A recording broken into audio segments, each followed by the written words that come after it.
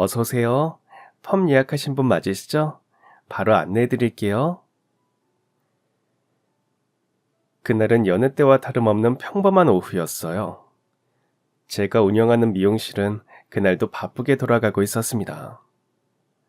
사람을 쓰고 싶지 않아서 저 혼자 소규모 예약제로 운영하고 있었는데 매주 스케줄이 꽉 차 있을 만큼 인기가 좋았습니다. 아는 언니가 원장님 솜씨가 좋다고 해서 꼭 한번 와보고 싶었는데 예약하기가 너무 힘들더라고요. 그렇게 처음 방문한 손님과 가볍게 이야기를 주고받으며 약재를 바르고 롤을 말았습니다. 그러다 유리창 너머로 낯선 아이 하나가 서성이는 모습을 발견했어요. 10살 정도 돼 보이는 여자아이였는데 무언가 살피듯 미용실 안을 들여다보고 있었습니다. 처음엔 그냥 호기심 많은 동네 아이라고 생각했어요. 그런데 한참을 그렇게 서성이더니 조심스럽게 문을 열고 안으로 들어오더군요. 그러더니 뜻밖의 이야기를 꺼냈어요. 저기 혹시 저도 머리 자를 수 있나요? 아이의 작은 목소리가 미용실 안에 조심스럽게 울려 퍼졌습니다. 그런데 그 다음에 이어진 말이 모두의 가슴을 먹먹하게 만들었어요. 우리 엄마가 아파서 머리가 다 빠졌거든요. 그래서 저도 엄마처럼 짧게 깎고 싶어요. 그러면서 아이는 꼭 쥔 주먹을 조심스레 펴보였습니다. 그 안엔 동전 몇 개가 들어있었어요. 동전보다 삐뚤빼뚤한 손톱, 살짝 때묻은 손바닥이 더 제 마음을 아프게 했습니다. 아마도 얼마 안 되는 용돈을 조금씩 모아서 용기를 내어 들어온 것 같았어요. 아픈 엄마를 위해 자신도 머리를 깎겠다는 어린 마음이 얼마나 기특하고 예쁜지 저도 모르게 가슴이 뭉클해졌습니다.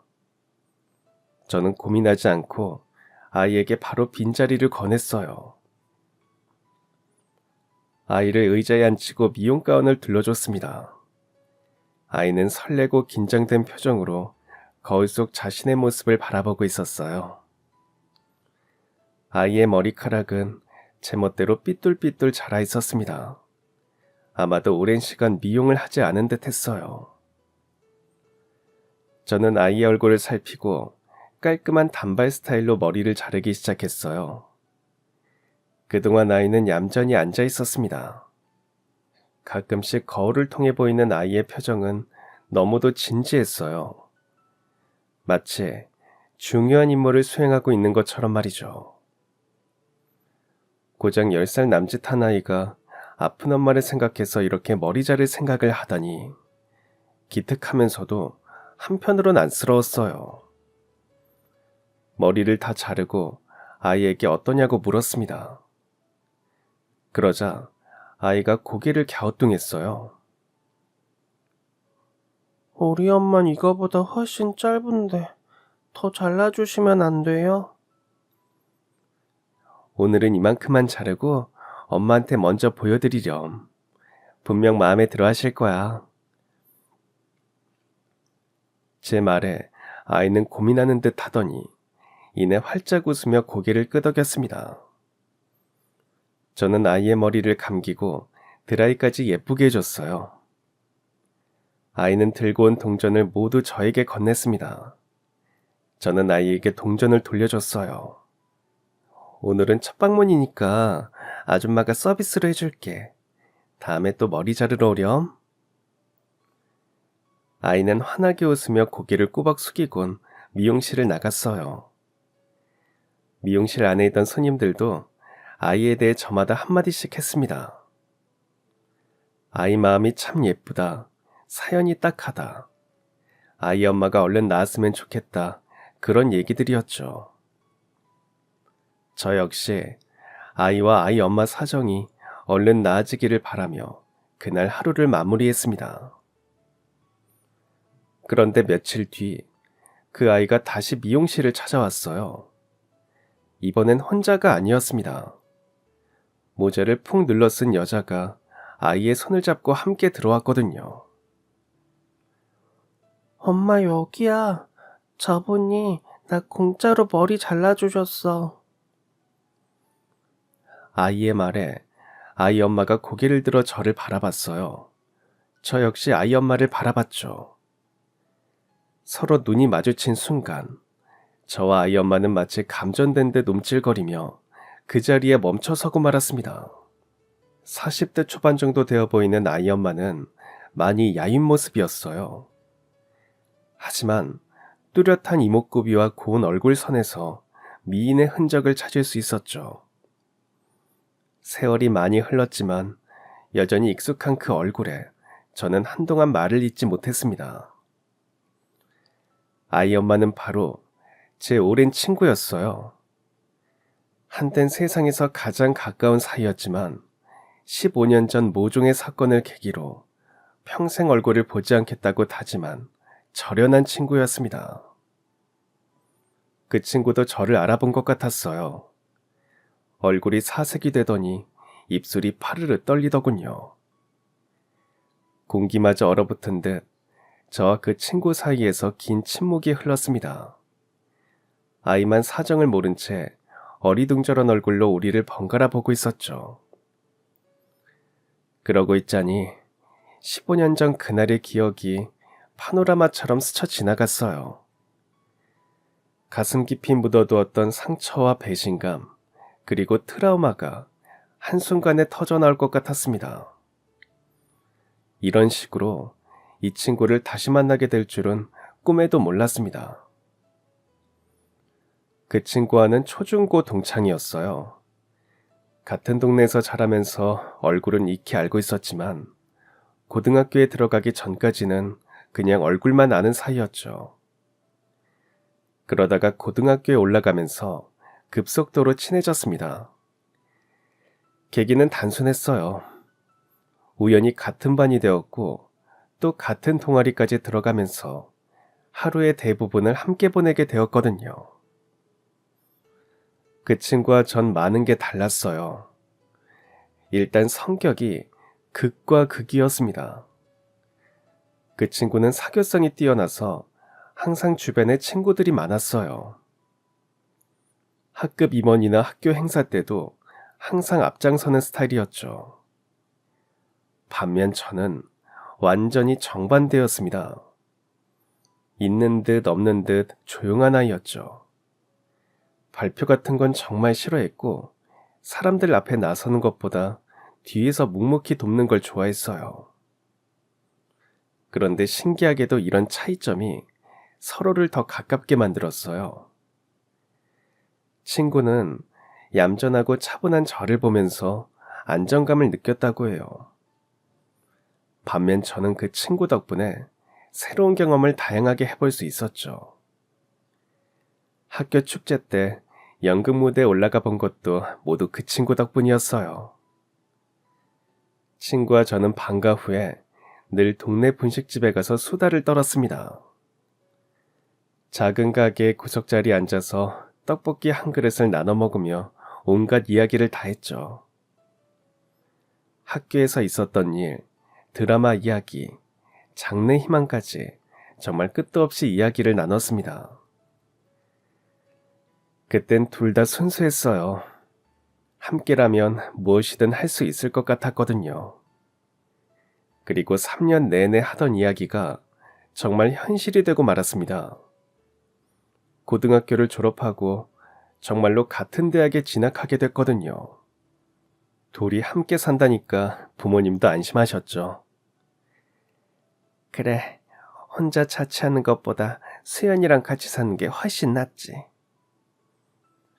저와 친구는 설렘 가득한 마음으로 서울로 올라와서 자취방을 구했습니다. 그런데 조건에 맞는 곳을 찾기가 쉽지 않았어요. 결국은 작은 원룸을 얻어서 함께 생활하게 됐죠. 저는 내성적이라 대학 생활에 적응하는 데 시간이 꽤 걸렸어요.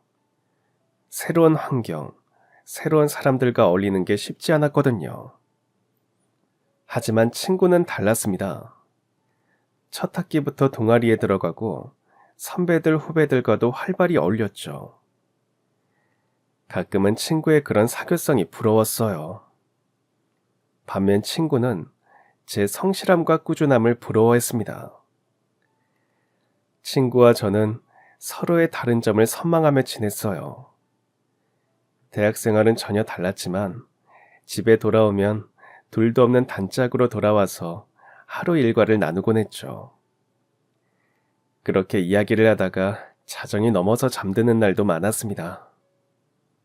그렇게 4년의 대학 생활을 마치고 나니 커다란 벽이 우리 앞을 가로막고 있었어요. 바로 취업이라는 벽이었죠. 저는 운 좋게 졸업하고 얼마 지나지 않아 안정적인 중견기업에 취업할 수 있었습니다. 그동안 꾸준히 쌓아온 스펙과 성실함을 인정받은 결과였죠.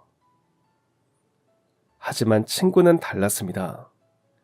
어렵게 서류 전형을 통과해도 면접만 가면 번번이 떨어졌거든요. 분명히 능력도 있고 매력도 있는데 왜 자꾸 떨어지는지 이해할 수 없었어요. 내가 뭐가 부족한 걸까? 왜 자꾸 면접에서 떨어질까? 친구가 좌절하는 모습을 보고 있자니 제 마음도 무거웠어요. 결국 친구는 생계를 위해 여러 아르바이트를 전전하게 되었습니다. 편의점이나 카페에서 일할 때도 있었고 레스토랑에서 일할 때도 있었어요. 나중엔 아르바이트 하던 학원의 보조 강사로 취업했지만 수입은 늘 불안정했습니다. 친구와 저는 대학을 졸업한 뒤에도 동거 생활을 이어갔어요. 대신 보증금을 올려서 방이 2개짜리인 곳으로 이사를 했죠. 둘 다 조만간 직장을 구할 테니 늘어난 월세를 감당할 수 있을 거라고 생각했습니다. 하지만 친구는 아니었어요. 생활비도 빠듯해서 자기 몫의 방세를 못 낼 때가 많았습니다. 그럴 때마다 제가 친구 몫까지 대신 내주곤 했어요. 미안해. 내가 취업하면 꼭 갚을게. 친구는 그렇게 말했지만 사실 월세를 대신 내주는 건 크게 신경 쓰지 않았어요. 친구가 힘들어하는 모습을 보는 게 더 힘들었거든요. 그 무렵 친구는 취업 문제에 연애 문제까지 겹쳐서 힘든 나날을 보내고 있었습니다. 만나는 남자들마다 하나같이 진지하지 않고 무책임한 사람들이었거든요. 또 연락이 안 돼.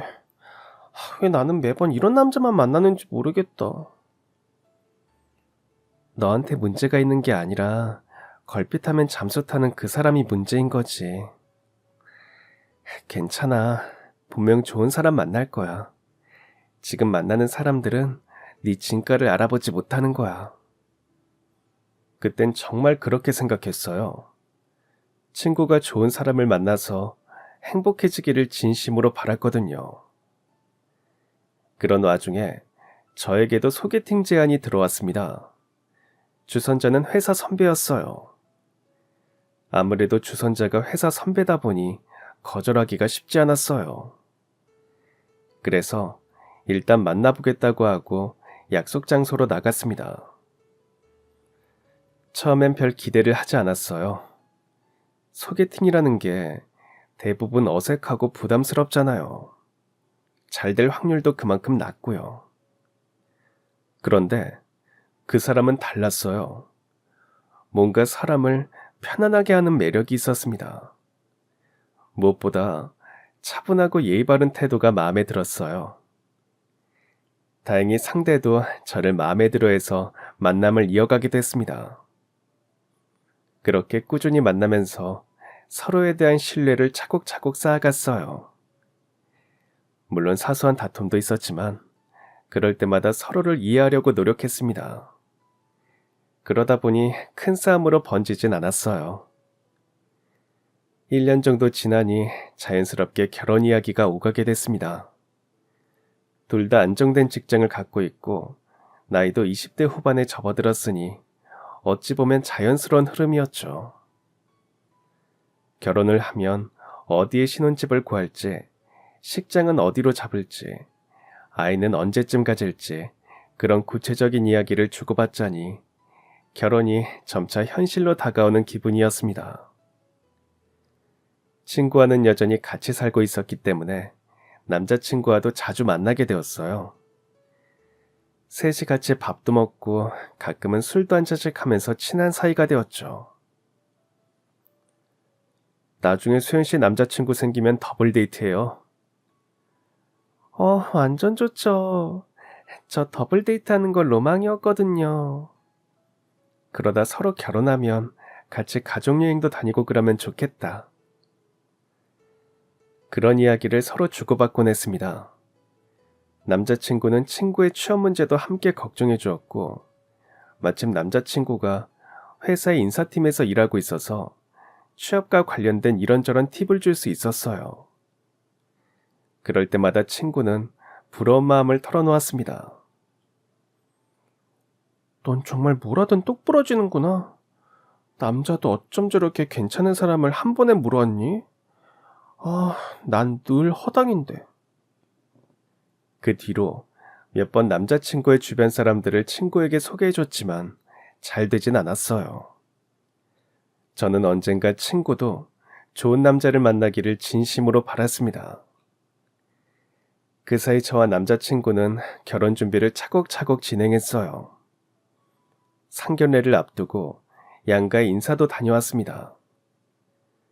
그런데 갑자기 남자친구의 일이 바빠졌어요.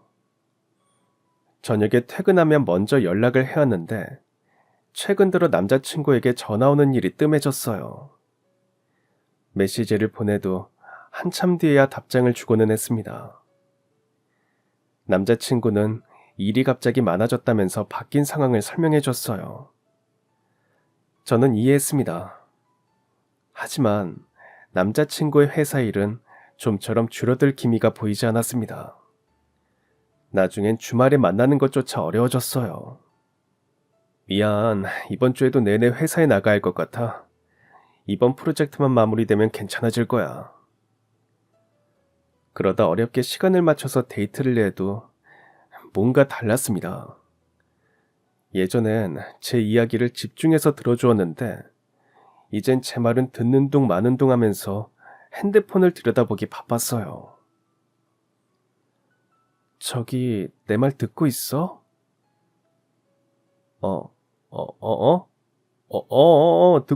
듣고 있어.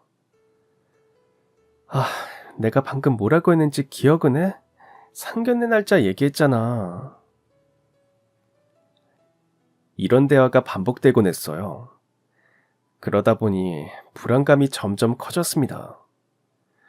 혹시 내가 뭘 잘못했나? 결혼하는 게 부담스러워진 건가? 혼자 별별 생각을 다 하게 됐죠. 저는 친구에게 이런 속내를 모두 털어놓았습니다. 요즘 좀 이상해. 정신이 딴 데 팔려있는 사람 같아. 결혼 앞두고 그럴 수 있어. 남자들도 메리지 블루가 온다잖아. 너무 걱정하지 마. 친구는 그런 저를 안심시켜 주었습니다. 하지만 남자친구의 태도는 좀처럼 변하지 않았어요. 결혼 준비 과정에 대해서도 소극적으로 변했죠. 그러다 보니 저희 집에서 먼저 이런저런 말들이 나왔습니다. 너네 결혼할 생각은 있는 거니? 우리 집에 인사 온 지가 언젠데 상견례 날짜를 아직도 안 잡았어.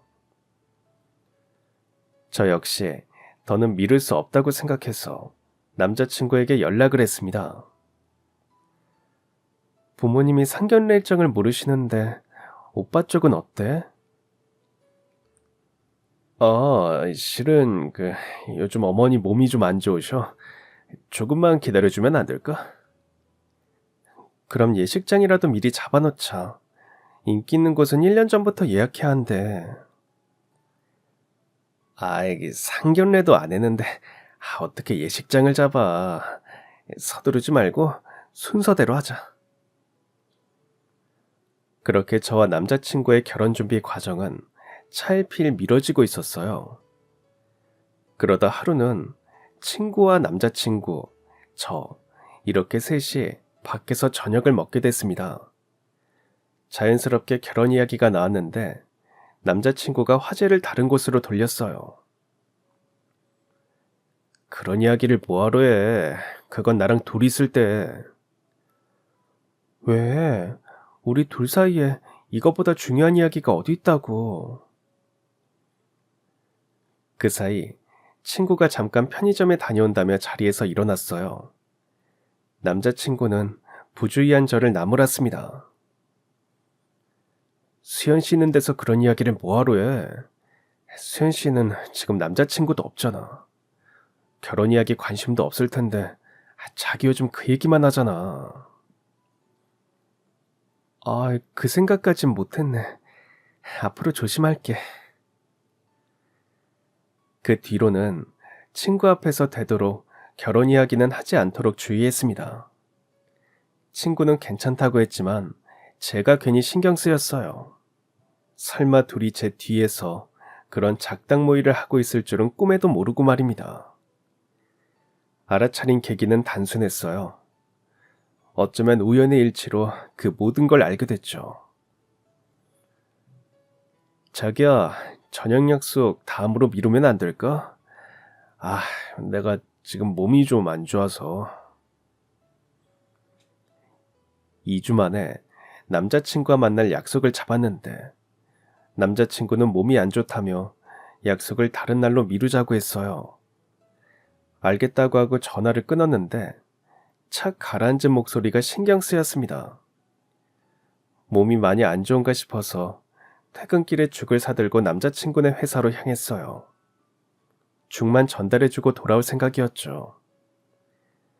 남자친구의 회사 건물 맞은편에 서 있자니 퇴근한 사람들이 하나둘씩 나오기 시작했어요. 곧 남자친구도 모습을 드러냈죠. 생각보다 괜찮은 모습에 안도하며 남자친구에게 다가가려던 저는 그 자리에서 얼어붙고 말았습니다. 저 말고 다른 사람이 남자친구에게 먼저 달려갔기 때문이죠. 문제는 그 뒷모습이 너무 익숙했다는 겁니다. 상대는 남자친구에게 다가가서 자연스럽게 팔짱을 꼈어요. 그러자 남자친구 역시 웃으며 상대의 머리를 쓰다듬었습니다. 예상하셨을지 모르겠네요. 네, 맞습니다. 그 상대는 다름 아닌 제 친구였어요. 그 모습을 보는 순간 온몸이 얼어붙었어요. 머리가 하얘지면서 아무 생각도 나지 않았죠. 두 사람은 누가 봐도 연인처럼 다정한 모습이었습니다. 저는 점점 멀어지는 두 사람의 뒷모습을 멍청이 서서 바라봤어요. 두 사람이 제 시야에서 완전히 사라지자 그제야 온몸이 부들부들 떨렸습니다. 말할 수 없는 감정이 온몸에 소용돌이 쳤어요. 배신감, 분노, 당혹감, 슬픔, 그 모든 감정들이 한꺼번에 몰려와서 정신을 차릴 수 없었습니다. 저는 도망치듯이 집으로 향했어요. 지하철을 타고 가는 동안에도 그 장면이 계속 눈앞에 어른거렸습니다. 집에 도착해서 멍하니 넋을 놓고 앉아있는데 거의 자정이 다 되어서야 친구가 들어왔어요.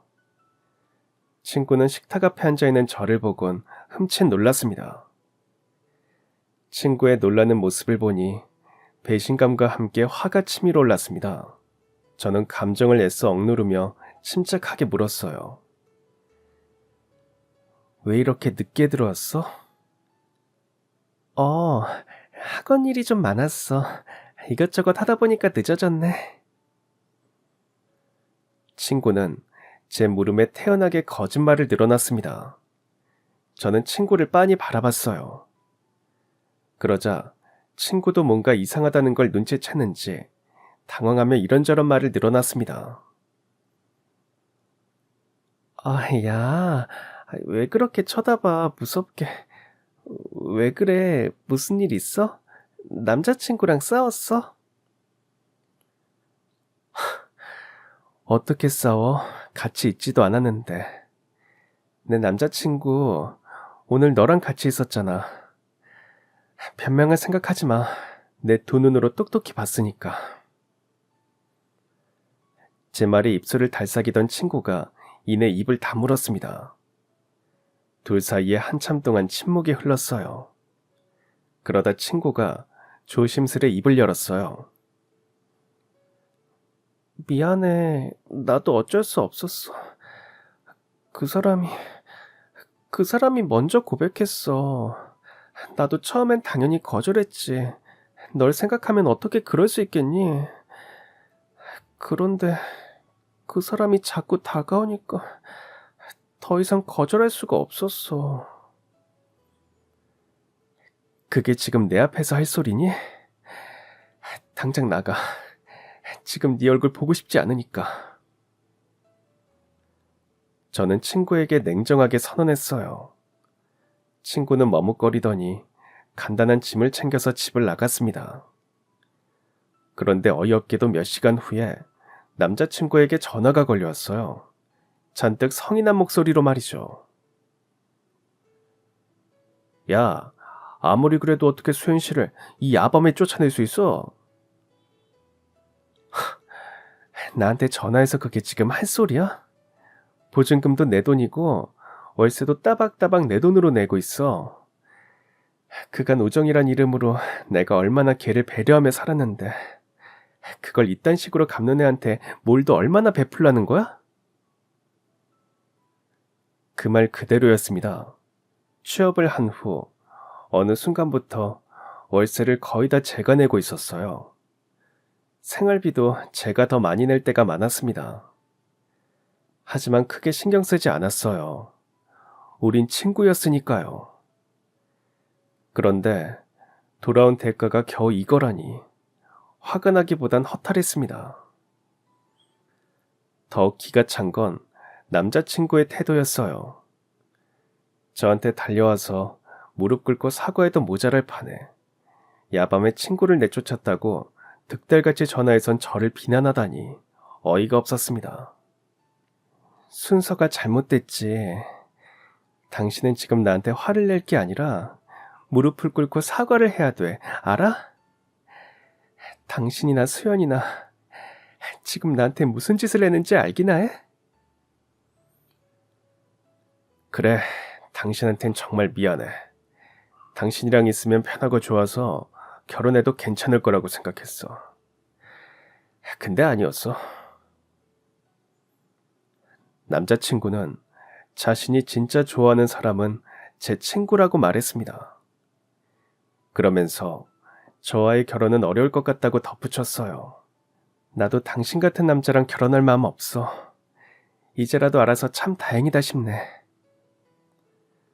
그렇게 말하곤 전화를 끊었습니다. 당장은 그렇게 말했지만 막상 전화를 끊고 나니 믿었던 두 사람이 한순간에 등을 돌린 현실을 받아들일 수 없었어요. 특히 친구에 대한 배신감이 너무 컸습니다. 10년 넘게 가족보다 가깝게 지낸 사이였는데 제 삶의 한 기퉁이가 완전히 무너져 내리는 기분이었어요. 그날 이후 제 일상은 완전히 무너져 버렸습니다. 회사에 가서도 좀처럼 일에 집중할 수 없었어요. 동료들이 말을 걸어도 제대로 대답할 수 없었고 사소한 일에도 눈물이 났습니다. 사람들과의 관계도 버겁게 느껴졌어요.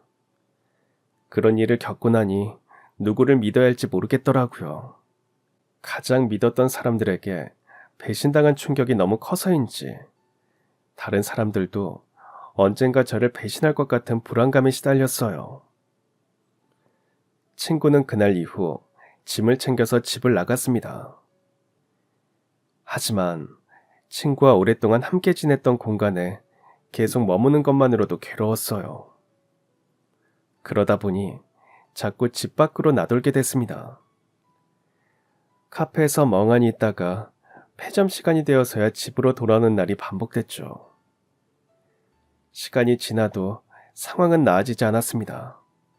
아니, 오히려 점점 더 힘들어졌어요. 불면증에 시달리는 나날이 잦아졌고 식욕이 사라져서 끼니를 자주 거르다 보니 빈혈 증상까지 생겼습니다. 더는 이렇게 살 수 없었어요. 큰일이 나기 전에 지금이라도 몸과 마음을 추슬려야 했습니다. 저는 결국 사표를 내고 서울 생활을 정리하기로 했어요. 집을 정리하면서 친구와의 추억이 담긴 물건들도 모조리 정리했습니다.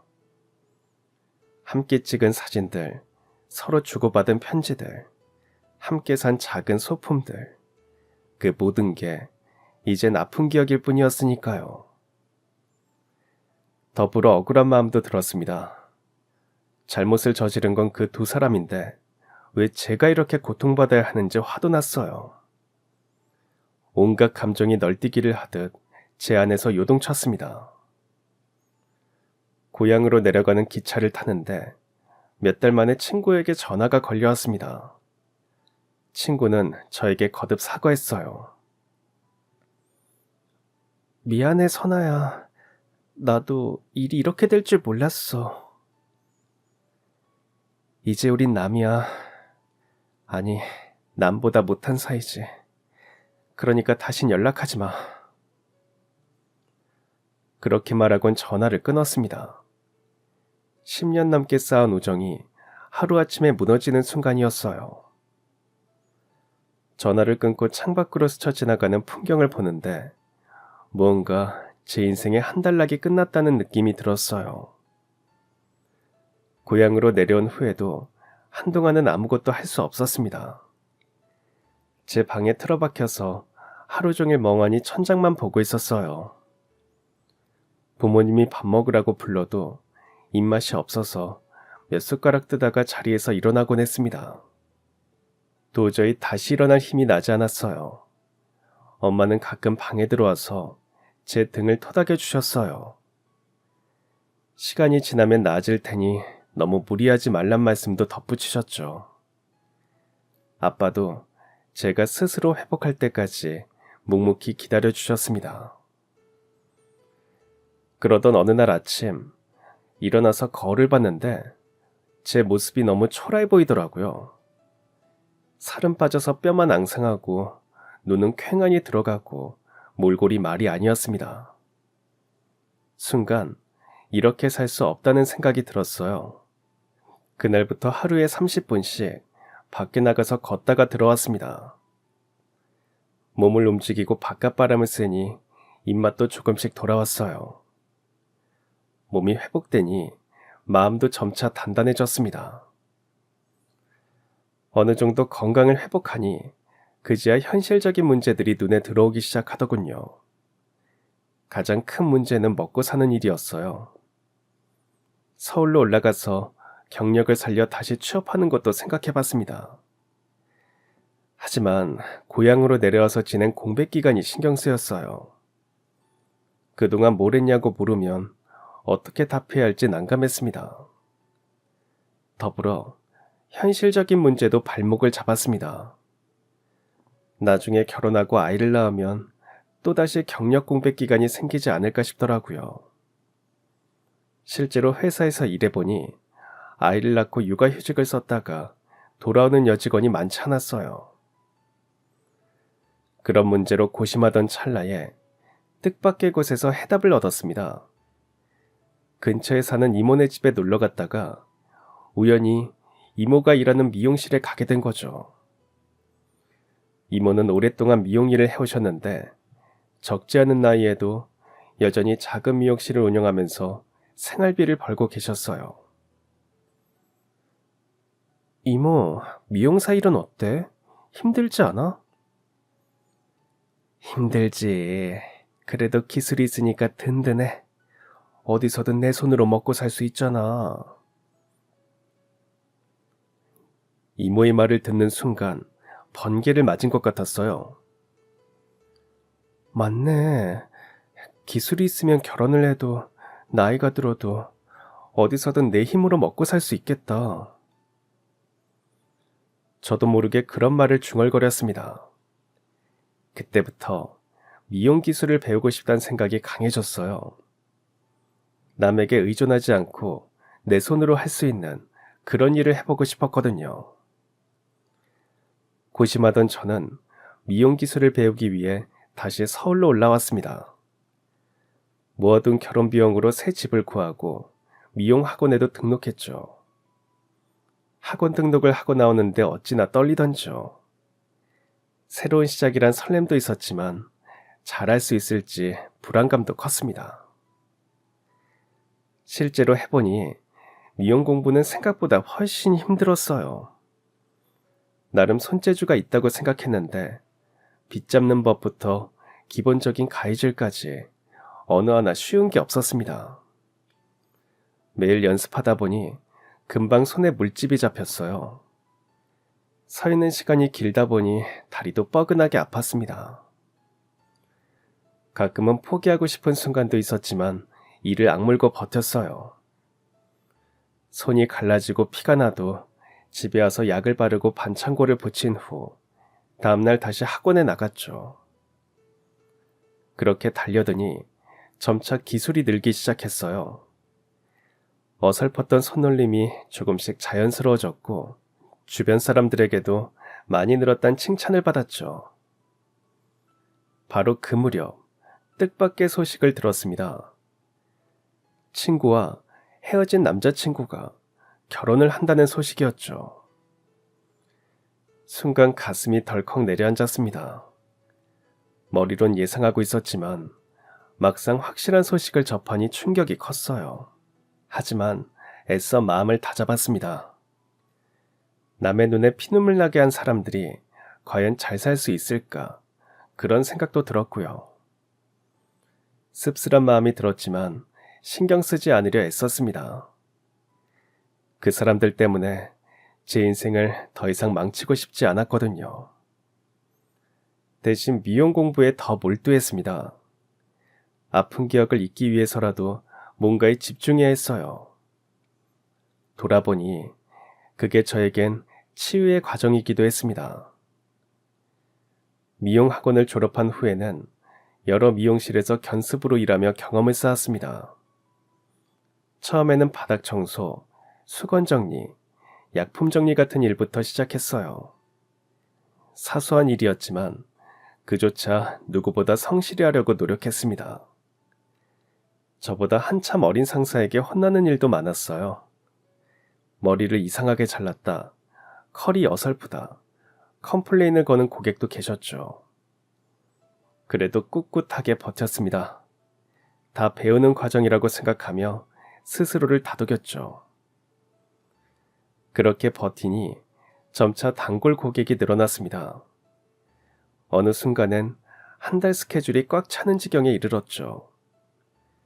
무엇보다 미용일은 결과물이 바로 눈앞에 드러나니 성취감이 컸습니다.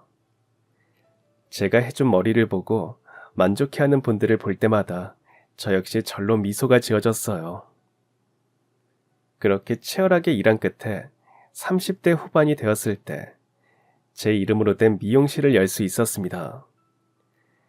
작지만 제가 꾸민 공간, 제 이름이 적힌 간판을 보는 순간 주책맞게도 눈물이 핑 돌았어요. 힘든 시기를 이겨내고 여기까지 온 스스로가 대견했습니다. 하지만 그때까지도 새로운 사람을 만나는 건 꿈도 꾸지 못하고 있었어요. 사람을 믿는다는 것 자체가 아직 두려웠거든요. 하지만 지금의 남편을 만나면서 저에게도 조금씩 변화가 생겼습니다. 단골 고객의 소개로 만난 남편은 항상 성실하고 진심 어린 태도로 저를 대해줬어요. 제가 쉽게 마음을 열지 못해도 포기하지 않고 작은 배려와 행동들로 천천히 신뢰를 쌓아갔습니다. 지금까지 힘든 일이 있었나 봐요. 천천히 가도 돼요. 선아 씨가 준비될 때까지 기다릴게요. 남편이나 저나 30대 후반이라 결혼을 서두를 나이임에도 불구하고 남편은 저를 재촉하지 않았어요. 그저 묵묵히 제가 마음을 열 때까지 기다려줬습니다. 더불어 저에게 믿음을 주기 위해 사소한 노력을 마다하지 않았어요. 매일 제 안부를 묻고 어디를 가면 사소한 일 하나까지 모두 얘기해 줬습니다. 그런 남편의 노력 덕분에 저 역시 마음을 열고 무사히 결혼에 꼴이 날 수 있었어요. 남편은 결혼한 후에도 변함이 없었습니다. 늘 저를 존중하고 배려해 줬죠. 더불어 제 커리어도 존중해 주었습니다. 당신이 힘들게 이룬 결과물이잖아. 결혼했다고 접는 건 말이 안 되지. 아이가 태어난 후에도 마찬가지였어요. 가사일과 육아를 당연하다는 듯 함께 분담해 주었습니다. 덕분에 저는 일을 놓지 않고 계속 미용실을 운영할 수 있었어요. 그런 남편을 보고 자라서인지 남편을 쏙 빼닮은 아들은 미용실 문을 닫을 시간이 되면 어김없이 아빠의 손을 잡고 나타나서 이렇게 말했습니다. 엄마, 내가 엄마를 지켜주러 왔어. 그런 아들을 보고 있노라면 저도 모르게 입가에 미소가 번졌어요. 그 무렵엔 하루하루 행복한 나날을 보내고 있었습니다. 미용실도 잘 됐고 남편과도 사이가 무척 좋았어요. 아이 역시 무럭무럭 자라고 있었습니다. 하지만 그럼에도 불구하고 15년 전 친구의 배신은 제 인생에서 유일한 상처이자 트라우마로 남아 있었어요. 가끔 그때의 기억이 떠오르면 여전히 가슴이 저릿했습니다. 그래서 그 친구를 다시 만났을 때 충격이 더 컸던 것 같아요. 오랫동안 묻어두었던 상처가 한순간에 되살아나는 느낌이었거든요.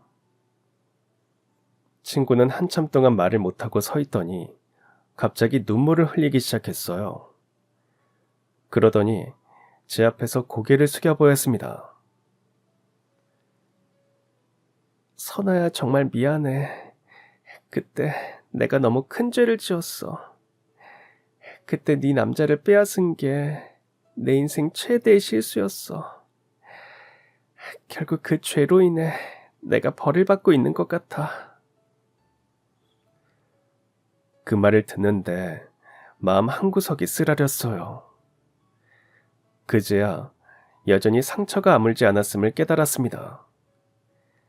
아이는 엄마가 우는 모습에 어리둥절해하며 엄마의 옷자락을 잡아당겼어요. 엄마 왜 울어? 또 아파? 아이의 그 말에 친구는 결국 울음을 터뜨렸습니다. 애써 감정을 추스르려 했지만 쉽지 않아 보였어요. 저는 친구 대신 아이를 다독였습니다.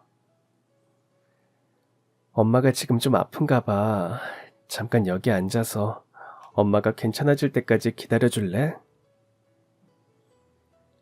아이는 제 말에 얌전히 제가 가리키는 곳에 가서 앉았습니다. 저는 아이를 위해 책을 몇 권 가져다 주었어요. 그 사이 친구는 감정을 가라앉히기 위해 심호흡을 하고 있었습니다. 그러고는 자신의 이야기를 털어놓기 시작했어요. 소식 들었겠지만 결국 그 사람이랑 결혼했어. 네 눈에 피눈물 나게 해놓고 나도 참 나쁜 년이지. 결혼하고 처음 몇 년은 행복했어. 정말 짧게나마 그 사람이 나한테 잘해줄 때가 있었거든. 그때는 앞으로도 이렇게 평생 행복하게 살 수 있을 거라고 생각했지. 그 말을 들으며 복잡한 감정이 들었어요. 한편으론 그래도 행복했구나 싶기도 하고, 다른 한편으론 나는 그때 정말 힘들었는데 하는 씁쓸한 마음도 들었거든요. 하지만 그 행복은 정말 짧았어. 결혼 3년 차가 되니까 모든 게 달라지기 시작했거든. 이내 친구의 표정이 어두워졌어요. 그러더니 정말 충격적인 이야기를 털어놓았습니다. 내가 아이를 갖고 배가 부르기 시작했을 때 그 즈음부터 그 사람이 바람을 피우기 시작했거든. 그 말을 듣는 순간 할 말을 잃고 말았습니다. 아무리 그래도 사람이 할 짓이 있고 못할 짓이 있지, 임신한 아내를 두고 바람을 피우다니요. 나는 그때 아무것도 몰랐어. 입덧 때문에 너무 힘들어서 다른 건 신경 쓸 여력이 없었거든. 그래서 아이를 낳고 한참 지나서야 그 사실을 알게 됐지. 주변 사람들이 하나둘씩 말해주더라고. 너희 남편 요즘 여자 생긴 거 아니냐. 길 가다 우연히 봤다. 이런 식으로 말이지. 믿고 싶지 않았어. 그래서 따져 물었지. 처음엔 발뺌하더니 나중엔 대놓고 인정하더라고. 그래 맞다. 나 다른 여자 있다. 그래서 네가 어떻게 하겠냐는 식으로 말이야. 그 순간 친구의 절망감이 고스란히 전해졌어요. 어린아이를 안고 그런 말을 들었을 때의 기분이 어땠을지 차마 상상할 수 없었습니다. 아이 때문에 섣불리 이혼할 순 없었어. 아이가 아빠 없이 자라면 안 된다고 생각했거든. 그냥 내가 참으면 된다고 생각했어. 하지만 그 사람은 내가 참는다고 해서 반성하지 않았어. 오히려 더 심해졌지. 집에 들어오는 시간이 점점 늦어지더니 나중엔 전화도 안 받더라고. 주변 사람들 입에서 계속 소문이 도는데 나만 바보처럼 모른 척하고 있었어. 아이가 너무 어리기도 했고 나 혼자선 아무것도 할 수 없을 것 같았어. 경제활동도 제대로 해본 적이 없고. 당시의 친구 심정을 조금은 이해할 수 있을 것 같았어요. 저도 배신당했을 때 그런 절망감을 느꼈으니까요. 정신적 스트레스가 너무 심해서 우울증까지 왔어. 아이 보는 것 외에는 아무것도 하기 싫더라. 그래서 하루 종일 집에 있으면서 울기만 했지. 그런데 그 사람은 내가 그런 상태여도 신경 쓰지 않더라고. 오히려 나 때문에 집에 있기 싫다면서 더 자주 밖으로 나돌았어.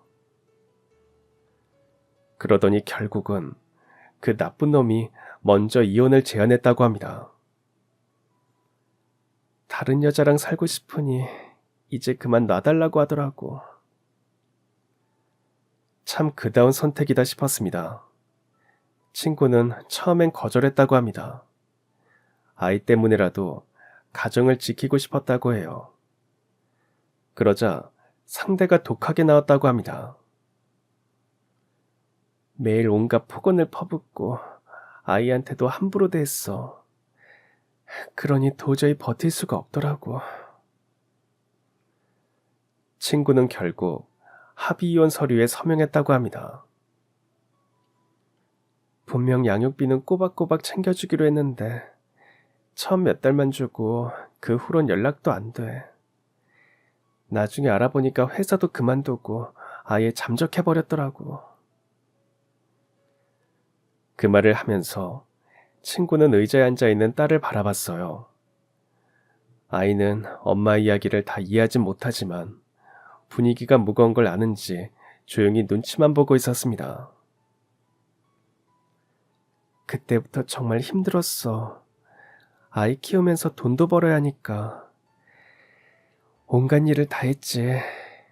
식당에서 서빙 알바도 하고, 마트에서 개선원도 하고, 새벽엔 사무실 청소도 하고. 아이가 어릴 땐 등이 업고 다니면서 일했어. 정말 고생 많이 했구나.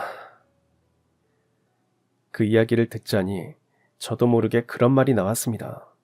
친구는 힘없이 웃었어요. 그런데 그게 끝이 아니더라. 그렇게 무리하니까 몸이 견디지를 못하더라고. 병원에 가니까 유방암이라고 하더라고. 그것도 2기. 작년부터 몸이 부쩍 안 좋아졌다고 해요. 결국 참지 못하고 병원에 갔다가 암이라는 천청병력 같은 소리를 들었다고 합니다. 그제야 부쩍 야윈 친구의 모습을 이해할 수 있었습니다. 의사 선생님이 그러는데 스트레스와 과로가 주 원인일 가능성이 높다고 하더라. 그 말을 듣는 순간 정말 허탈했어. 친구는 그 후 항암 치료를 받으면서 아이를 돌보고 있다고 말했습니다. 정말 힘들지만 아이 때문에 버티고 있다고 털어놓았어요. 잠시 침묵하던 친구는 다시 한번 저에게 사과의 말을 건넸습니다. 내가 그때 네 자리를 빼앗지 않았다면 이렇게 살진 않았을 거야. 그때 죗값을 이렇게 치르는 것 같아. 내가 그때 너무 큰 잘못을 저질렀어. 가장 소중한 친구를 배신했잖아. 정말 미안해. 친구의 고백을 들으면서 저 역시 마음이 복잡했습니다. 배신의 상처는 여전히 아물지 않았지만 눈앞에 있는 친구의 몰락한 모습을 보니 동정심도 들고 연민도 느껴졌어요. 넌 정말 잘 살고 있구나. 이렇게 멋진 미용실도 차리고. 다행이야. 네가 행복하게 사는 걸 보니까 정말 다행이다 싶어. 그 말을 듣는데 마음 한구석에서 무언가가 흔들리는 걸 느꼈습니다. 과연 내가 이 친구를 온전히 용서할 수 있을까? 복잡한 생각들이 머릿속을 어지럽혔습니다. 친구는 눈물을 닦으며 조심스럽게 말을 이어갔어요. 사실 나 곧 친정이 있는 지방으로 내려갈 예정이야. 거기서 요양도 하고 치료도 계속 받으려고. 그 전에 이렇게 너를 만난 게 어쩌면 운명일지도 모르겠다. 마지막으로 용기를 내서 너에게 사과할 수 있게 되어서 정말 다행이야.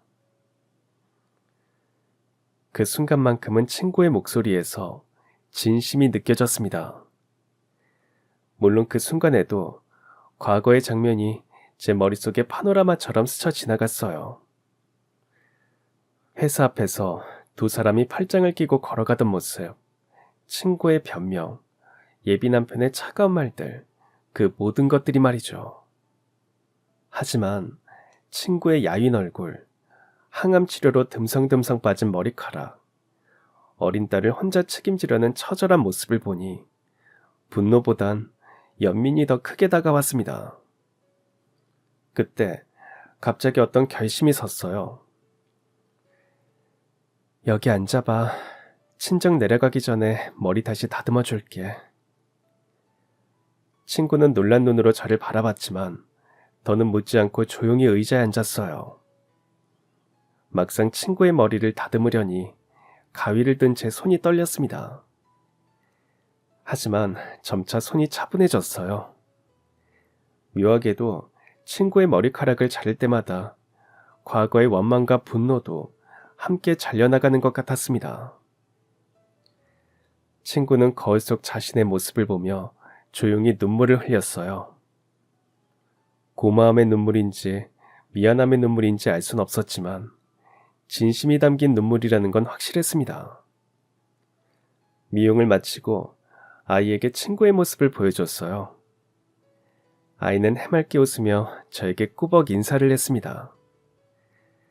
친구는 거듭 저에게 고맙다는 인사를 한 후 아이의 손을 잡고 집으로 돌아갔습니다.